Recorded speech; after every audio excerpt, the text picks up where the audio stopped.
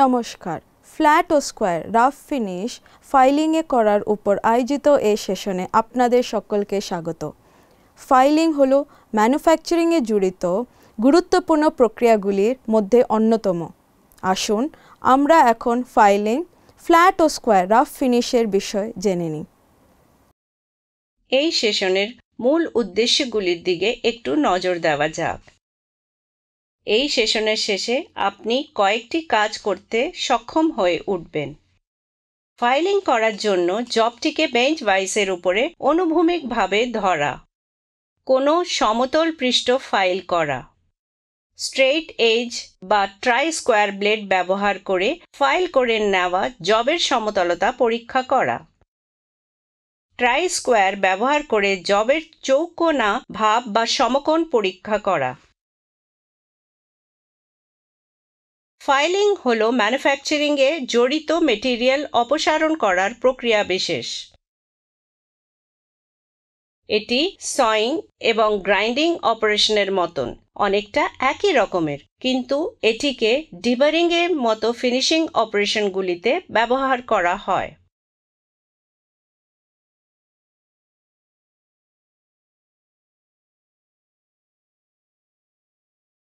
Filing operation চলাকালীন নিম্নলিখিত জিনিসগুলির দিকে লক্ষ্য রাখতে হবে। বাঁ পাটি সামনের দিকে এবং ডান পাটি পিছন দিকে, দুই পায়ের মধ্যে প্রায় 1 ফুট দূরত্ব থাকবে। গাইডিং, ফাইল হ্যান্ডেলের উপর ডান হাত এবং ফাইল ফেসের শীর্ষের উপরে বাঁ হাত রাখতে হবে। ফাইল হ্যান্ডেল করা, ফুল বা ড্র স্ট্রোক প্রয়োগ করার সময় কখনোই চাপ দেবেন না। কাজ শুরু করার আগে ফাইলের ফেসে চক ঘষে ফাইলের পিনিং মানে ফাইলটিতে ধুলো ময়লা আটকে যাওয়া সেটা প্রতিরোধ করুন। কার্ড ব্রাশ বা ওয়্যার ব্রাশ ব্যবহার করে ফাইলগুলিকে নিয়মিতভাবে পরিষ্কার রাখা উচিত। ফাইলগুলিকে তাদের নির্ধারিত জায়গায় মজুত করে রাখা উচিত, যাতে তাদের ফেসগুলি একে অপরের সঙ্গে ঘষা না খায়। 3 ধরনের ফাইলিং টেকনিক প্রচলিত, এগুলি হল স্ট্রেইট ফাইলিং, ক্রস ফাইলিং এবং ড্র ফাইলিং। স্ট্রেইট ফাইলিং, এটি হলো সবথেকে মৌলিক ফাইলিং টেকনিক এবং এই কৌশলের মধ্যে ফাইলটিকে ওয়ার্কের দৈর্ঘ্য বরাবর ঠেলতে হয় এবং শুধুমাত্র ফরওয়ার্ড স্ট্রোকেই ফাইল ওয়ার্কটিকে স্পর্শ করে। এটিকে প্রায়শ তাড়াতাড়ি মেটেরিয়াল অপসারণ করার জন্য ব্যবহার করা হয়। ক্রস ফাইলিং, এই কৌশলটিকে ফিনিশিং, শেপিং অথবা শার্পেনিংয়ের জন্য ব্যবহার করা যেতে পারে। এটি সবথেকে প্রচলিত ফাইলিং টেকনিক। ড্র ফাইলিং, এই কৌশলটিতে প্রত্যেক প্রান্তে একটি ফাইল ধরে রাখতে হয়। এই টেকনিকটিকে শুধুমাত্র হাই মেটেরিয়াল সরানোর জন্য এবং সেই সঙ্গে পৃষ্ঠ সমতল করার জন্য ব্যবহার করা হয়।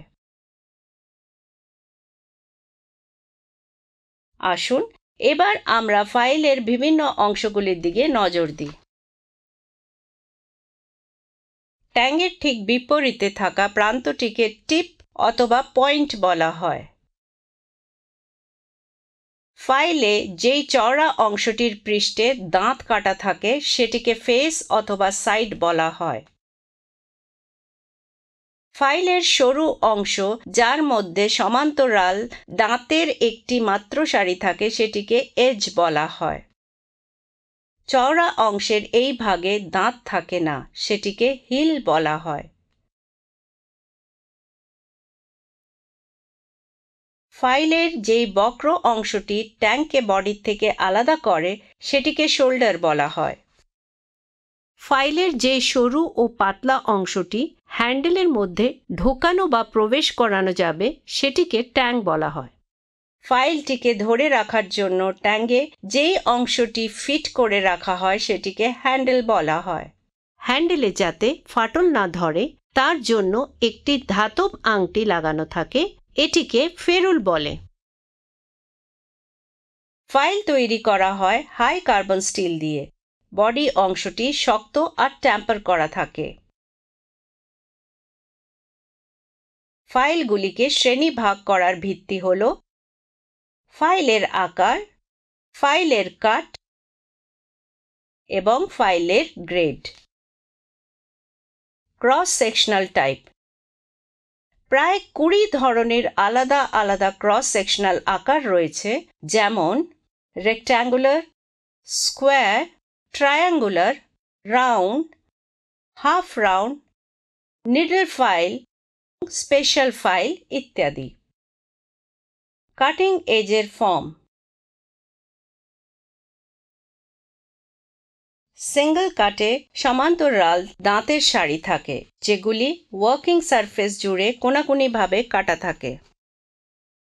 ডাবল কাটের মধ্যে দাঁতের সারি একে অপরকে ক্রস করে। রাস্প টিথ বিচ্ছিন্ন থাকে এবং শীর্ষের দিকে রাউন্ড করা থাকে। আর বাঁকানো কাট ফাইল। সিঙ্গল কাট ফাইল পিতল, অ্যালুমিনিয়াম, ব্রোঞ্জ এবং তামার মতো নরম ধাতু কাটার জন্য উপযোগী। এগুলি মিশ্রণ সারফেস ফিনিশ দেয়। ডাবল কাট ফাইল বেশি মাত্রায় পদার্থ অপসারণ করে। রাস্প কাট ফাইল ব্যবহার করা হয় কাঠ, চামড়া ও অন্যান্য নরম মেটেরিয়াল ফাইলিং করার জন্য। কার্ভড কাট ফাইলে বেশি গভীর কাটিং অ্যাকশন থাকে এবং এগুলি নরম মেটালের জন্য উপযুক্ত। কাটের রুক্ষতা, অর্থাৎ প্রতি ইঞ্চ বা সেন্টিমিটারে বিদ্যমান দাঁতের সংখ্যা। এই প্রসঙ্গে 5টি প্রধান শ্রেণী রয়েছে: রাফ, বাস্টার্ড, সেকেন্ড কাট, স্মুথ এবং ডেড স্মুথ। রাফ ফাইল ব্যবহার করা হয় বিশাল পরিমাণে মেটাল সরানোর জন্য। বাস্টার্ড ফাইল রাফ ফাইলের পরে সবথেকে বেশি পরিমাণ ধাতু কেটে অপসারণ করে। সেকেন্ড কাট ফাইল ব্যবহার করা হয় শক্ত মেটালের উপর ভালো ফিনিশ আনার জন্য। স্মুথ ফাইল অল্প পরিমাণ ধাতু অপসারণ করে। ডেড স্মুথ ফাইল খুব উঁচু মানের ফিনিশিং প্রদান করে। ফ্ল্যাট ও স্কোয়ার সারফেসগুলির ফাইলিং করার জন্য যা যা টুল লাগবে: স্টিল রুল, কোনো কম্পোনেন্টের রৈখিক মাত্রাগুলি পরিমাপ করার জন্য স্টিল রুল ব্যবহার করা হয়।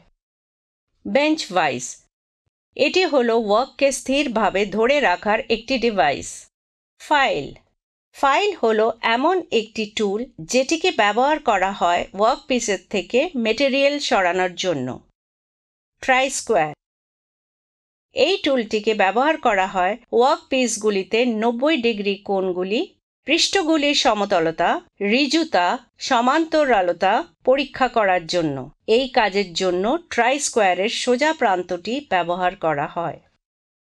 জেনি ক্যালিপার, জেনি ক্যালিপার বা অড লেগ ক্যালিপার অনেকটা কম্পাসের মতো একইভাবে কাজ করে।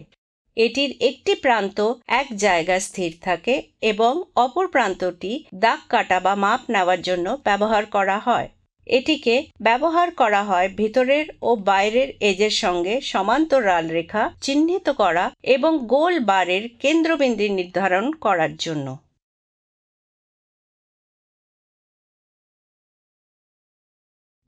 ডট পাঞ্চ, পাঞ্চ হলো এমন একটি টুল যেটি দিয়ে কোনো শক্ত পৃষ্ঠের উপর চিরস্থায়ী চিহ্ন তৈরি করা হয়।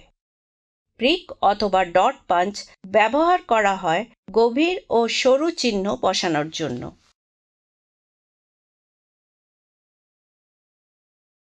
বলপিন হ্যামার, একটি হাতুড়ি যার দুখানা হেড থাকে, একটি চ্যাপ্টা আর অন্যটি গোল। গোল হেডটিকে পিন বলা হয়। আসুন ফাইলিং প্রক্রিয়ার উপর মনোযোগ দেওয়া যাক।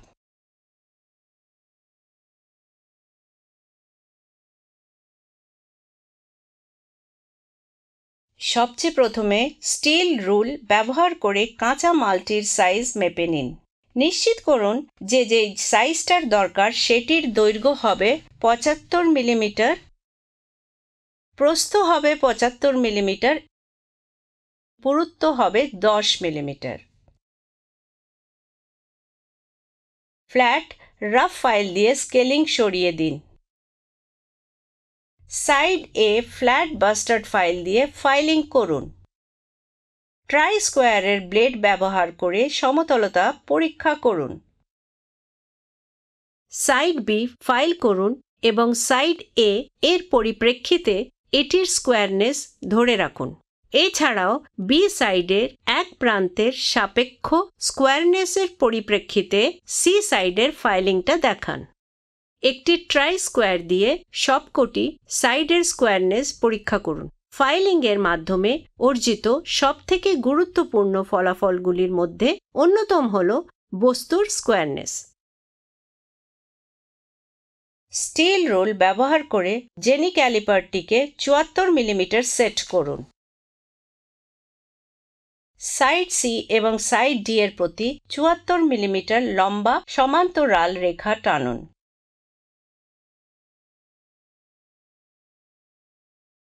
ডট পাঞ্চ ও বল পিন হ্যামার দিয়ে মার্ক করা লাইনটিকে পাঞ্চ করুন।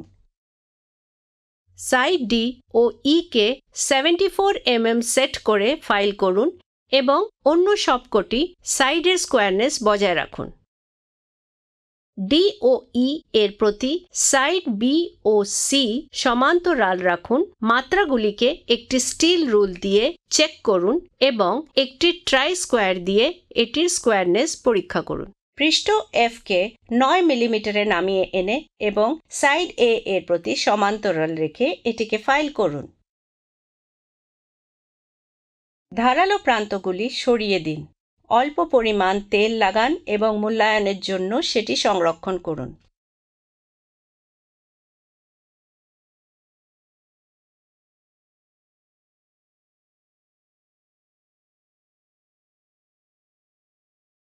আরেকবার বলতে হলে আমরা শিখেছি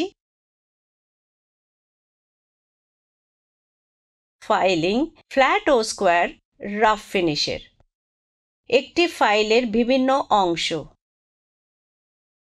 ফাইলের শ্রেণীকরণ, কাজের ক্রম এবং প্রয়োজন সমূহ।